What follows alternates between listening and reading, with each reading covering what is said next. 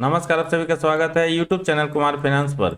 इस वीडियो में हम बात करेंगे एक PSU company Bharat heavy electrical limited के बारे में, जिसको शॉर्ट फॉर्म में हम भेल के नाम से भी जानते हैं।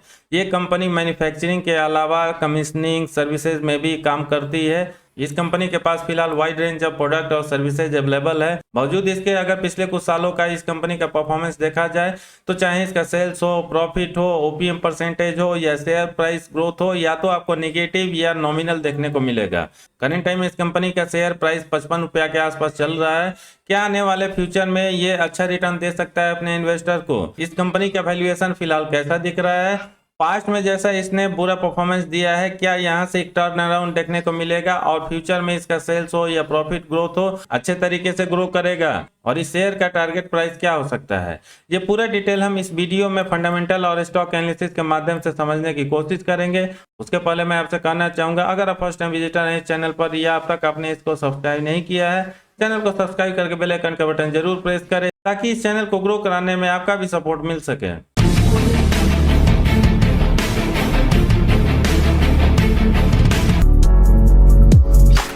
दोस्तों, भारत हेवी इलेक्ट्रिकल्स लिमिटेड एक मल्टीपल प्रोडक्ट्स मैन्युफैक्चरिंग कंपनी है और साथ ही सर्विसेज भी ऑफर करती है। करंट टाइम में इसके कुछ प्रोडक्ट रेंज की हम बात करें, ये कंपनी पावर प्लांट इक्विपमेंट्स का मैन्युफैक्चरिंग करती है, जिसमें डिजाइन, इंजीनियरिंग, मैन्युफैक्चरिंग, इरेक्शन से लेके टेस्टिंग, कमीशनिंग और सर्विसेज इंक्लूड है। जैसा कि आपको नाम से ही पता चल रहा होगा, ये कंपनी हेवी इंजीनियरिंग और इलेक्ट्रिकल सेक्टर में इंगेज्ड है। इसके प्रोडक्ट हो, सर्विसेज हो, कमीशनिंग का काम जो भी चल रहा है, मैक्सिमम आपको power, transmission, industry, transportation, renewable energy, oil and gas और डिफेंस सेक्टर में यूज होता है।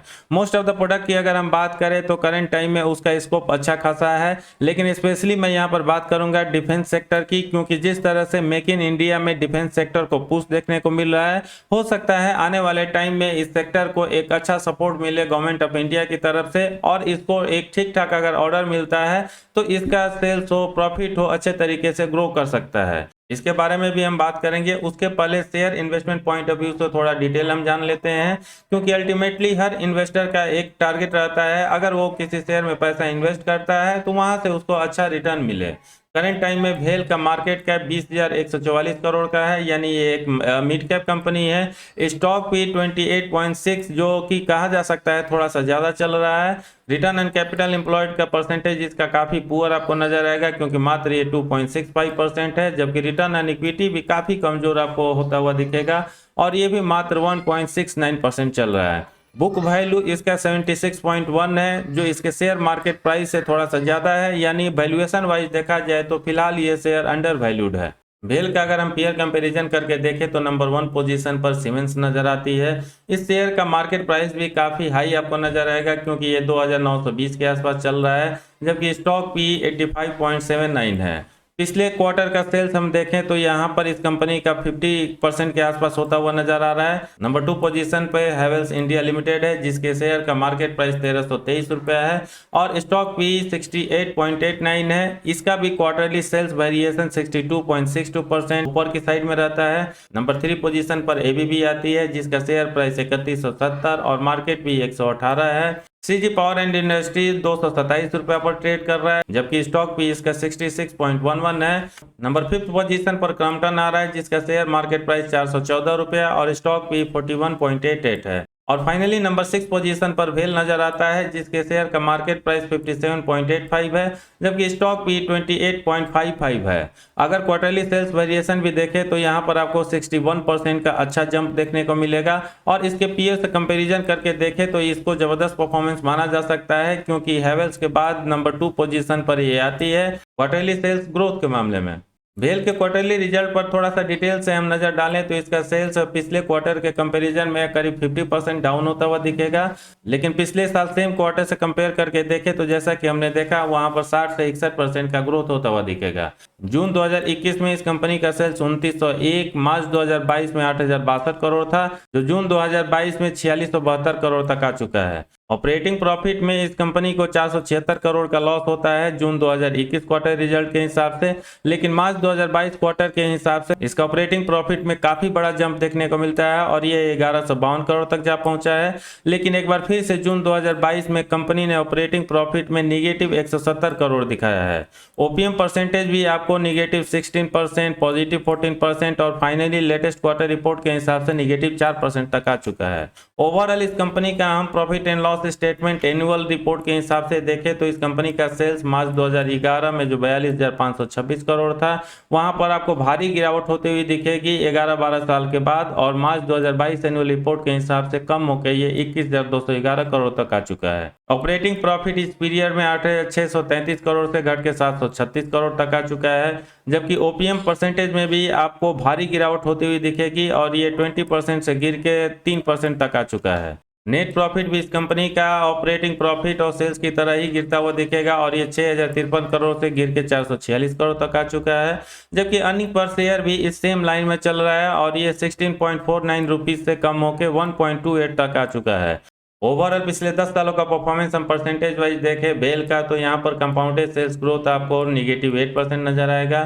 पिछले 5 साल में निगेटिव 6%, 3 साल में निगेटिव 11%, जस्ट एक साल जो पिछला रहा है इस कंपनी का, वहां पर इसका सेल्स ग्रोथ आपको 26% के रेट से होता हुआ दिखेगा।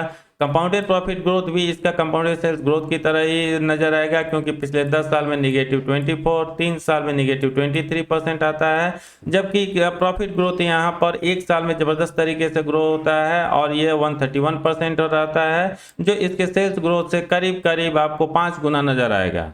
स्टॉक प्राइस CAGR इस कंपनी का कुछ खास नजर नहीं आ रहा है और 10 साल से कोई पैसा इसमें इन्वेस्ट करके होल्ड किया होगा उसको करेंट टाइम में निगेटिव 9% का रिटर्न मिल रहा होगा, यानी एक तरह से वो बंदा अच्छा खासा लॉस में होगा। 5 साल का परफॉर्मेंस भी उसी लाइन में आपको होता हुआ नजर आएगा।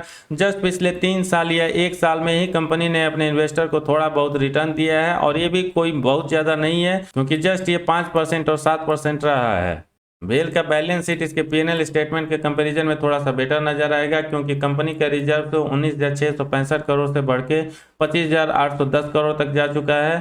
कंपनी के ऊपर कर्ज भी बढ़ा है और ये 252 करोड़ से बढ़ के 4830 करोड़ तक हो चुका है। अदर लाइबिलिटीज में आपको यहाँ पर गिरावट होती हुई दिखेगी और ये 39,211 करोड़ से घट के 24,907 करोड़ तक आया है, यानी इसका बोरोइंग पार्ट बेतहासा बढ़ा है परसेंटेज वाइज अगर आप कैलकुलेट करके चले तो।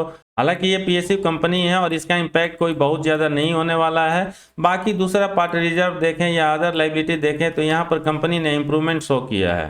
शेयर होल्डिंग पैटर्न किसी भी इन्वेस्टर के लिए डिस्करेज करने वाला ही है, क्योंकि पिछले 12 क्वार्टर्स का जो डेटा यहाँ पर दिया हुआ है, प्रोमोटर्स की होल्डिंग तो इंटैक्ट बनी हुई है 63.17%, लेकिन FIs की होल्डिंग में आपको भारी गिरावट होती हुई दिखेगी और ये 11.36% जो सितंबर 2019 क्वार्टर के हिसाब से था, कम होते होते जून 2022 क्वार्टर में 4.22% तक आ चुका है। DIs का भी ट्रस्ट इस कंपनी में लूज होता हुआ दिखेगा और ये 19.09% से कम होकर 12.59% तक आ चुका है।